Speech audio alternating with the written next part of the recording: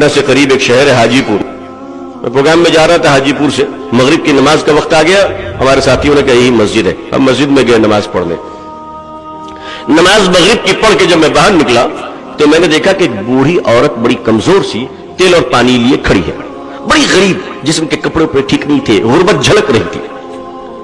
تو سر پہ گھونگھٹ کو کھینچے ہوئی تھی. تو مجھ سے کہنے لگی بیٹا ذرا دم کر دو. اس کی آواز میں بڑا کرب تھا, بڑا درد تھا.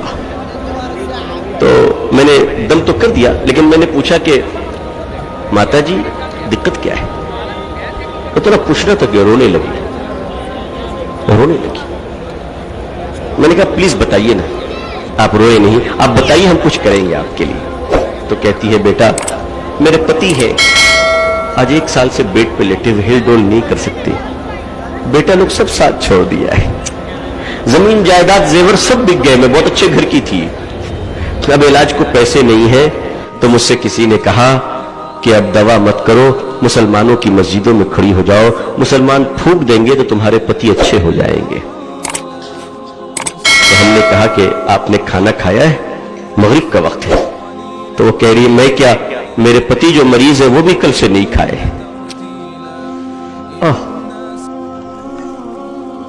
مسلمانوں کا صرف یہی کام رہ گیا کہ پھونکو پانی میں اور آگے بڑھ جاؤ. آپ انتر منتر والی قوم ہیں. کچھ پیسے نکالے. مجھے ایسے موقع پہ اپنے شیخ حضرت رحمت اللہ علیہ بہت یاد آتے ہیں. کچھ رقم ہم نے نکالا اور اپنے دوستوں سے کہا تم لوگ بھی کچھ دو ان کو. خیر ایک اچھی خاصی رقم ان کو ہوئی. یہ تو وقتی چیز ہے. ان کو پیش کیا, پھر امام صاحب کو بلایا, ان کو سمجھایا. بیچاری روتی رہی, دعا دیتی رہی. مجھے احساس ہوا کہ اسے میری دعا کی نہیں, اس کی دعا کی ہمیں ضرورت ہے اس وقت. یہ کام نہیں کرتے. مسجدوں کے باہر غیر مسلم کھڑے رہتے. کیوں؟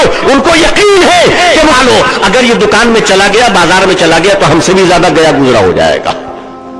اس لیے جلدی دم کرواؤ, جلدی دم کرواؤ اس سے. یہ خدا کا نام لے کر نکل رہا. مسلمانوں, اس دیش میں آج بھی اتنا یقین زندہ ہے کہ بیماروں کی دعا ہم سے کروائی جاتی ہے. تھوڑا آگے بڑھ جاؤ.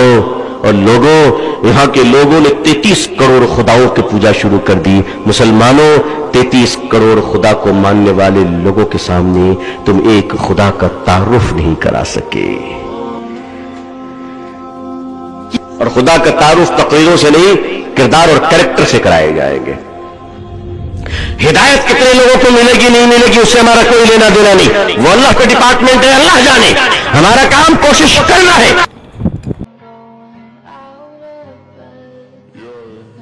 I don't wanna fall asleep, I don't wanna pass away. I've been thinking